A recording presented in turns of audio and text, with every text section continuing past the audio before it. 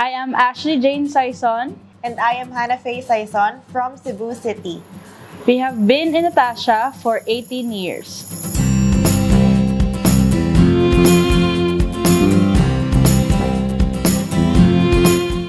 So this has been my parents' business for 18 years already. Nag-Natasha kami, storytelling. My mother was a team leader in a production company for 18 years, while my father was a taxi driver. They always said na for all the years they have worked, isang motor lang po ang naipundar nila. And nakatira kami noon sa isang maliit na bahay na kapag umuulan, tumutulo pa siya. So, fast forward, si Papa nag-resign mag-taxi driver at nagtayo ng sariling shop na may Natasha.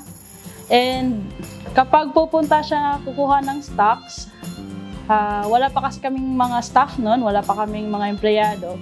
Siya mismo yung kumukuha ng stocks at kino-close pa namin yung shop noon kasi wala naman ibang tao.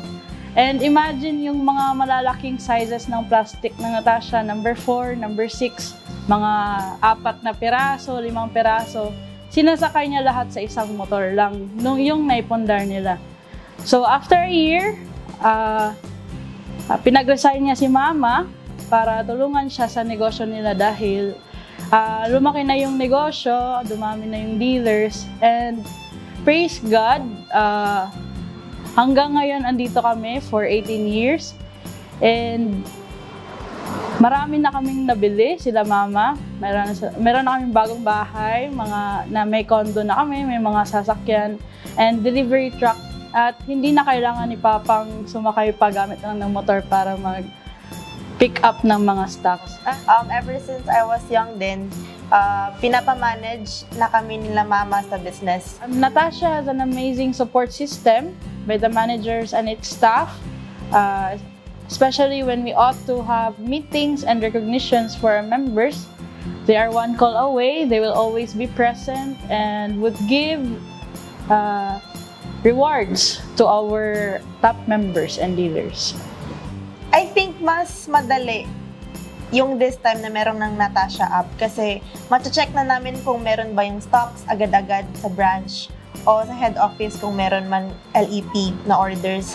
I hope this Christmas mas maging competent ako in handling people, both employees and yung customers din namin. And for the business naman, I wish and hope na mas malawak pa yung scope na aming masiserve. Hindi lang po within the city but also catering to any regions nationwide po. I wish this Christmas, personally, our goal from the family is to help more people talaga. So, to give income, so hopefully mas marami pa akong matulungan or kami matulungan as a family. Kasi alam naman natin gaano kahirap ang buhay ngayon, lalo na nag-inflation. So, I hope and I pray also na hindi lang trabaho yung inaatupag ng mga tao. Hopefully magkaroon din sila ng insights, mag-side hustle ng ibang business, katulad ng sa amin, para meron din silang extra income. And for the business itself, hopefully we can expand another branch and magtuloy-tuloy pa ang Simer and Natasha. We are Team Saison, and together, let's make your business successful.